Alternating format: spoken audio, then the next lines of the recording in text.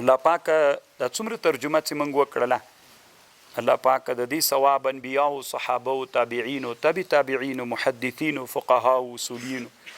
ټول اسلامی امت علما او ته ورسوي چې د قرآن او د اسلام د دین خدمت کړی ته ثواب ورسوي الله دې موږ والدین او چې د چا والدین وفات شوي الله ثواب ورسوي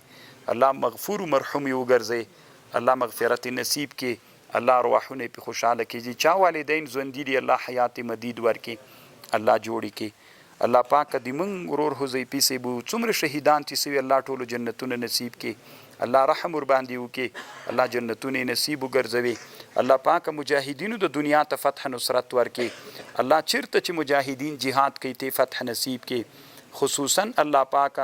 غزي مسلمانانو ته فتح او نصرت نصیب کې الله پاک هغه مظلومان له ظلم نخلاص کې الله پاک هغه مظلومان له ظلم نخلاص کې الله پاک ته په ابابیل لښکر د نصرت لپاره ورته راولېږي اسلامي امت کې غیرت پیدا کې الله پاکه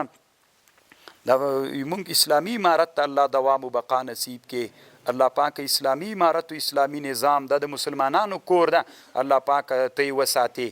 الله پاک کوم مشکلات پکې وي الله مشکلات حل کې الله پاک ملت او ولس له موږ نه خوشحاله کې الله پاک رضا د الله مو نصیب کې الله ولس موږ ټول موږ نه خوشحاله کې الله پاک بیا دې وطن ته دربدرۍ مراولي الله ټول اسلامي هیوادونه د اشغال نه خلاص کې الله پاک موږ د غرور د کبر نه وساتي الله پاک دې موږ مدرسو ټول دینی مدارس حفاظت وکي الله پاک ساتنه وکي الله چې موږ سره مدرسه کې چا اعانت کړی دا کوي الله دغوی اولادونه او د دوی ټول شرعي حاجتونه پوره کړي اولادونه الله صالح ورته لوی کړي بعضې ډېر ښه مخلص انسانان دي طالبانو موږ سره مدرسه کې یا تاسې چې د سوونو شاګردان ولې خرچه یې کوله الله پاک هغوی ته په جنت کې کورونه جوړ کړي الله پاک محبت و اخلاص قبول کړي الله پاک ښه ورسره وکړي الله پاک دې موږ یو تره ده بیچارهګۍ ډېر عاجل مریض ده عبیدالله شیخ صاحب الله عاجله شفا ورکړي الله صحت ورکړي الله جوړ یې کړي الله د علماو حفاظت وکړي الله علما په اتفاق و اتحاد باندې ولري بعضې ملګرو دعا غوښتلې ده څوک بندي ده الله پاک هغه بندي را خلاص کړي الله خپلو کورونو ته یې راولي چیرته چې اسلامي امت کې مسلمانان بندیان دي خپلو کورونو ته یې راولي الله پاکه د موږ مدرسې د جماعت او د مدرسې بعضې کارونه نیمګړي پاتې دي الله ته موږ سره پکې ناصر سي الله ته نصرت وکړي الله په خیر باندې تمام کړي الله پاکه د الله د دین مرکز د سمرقند وګرځوي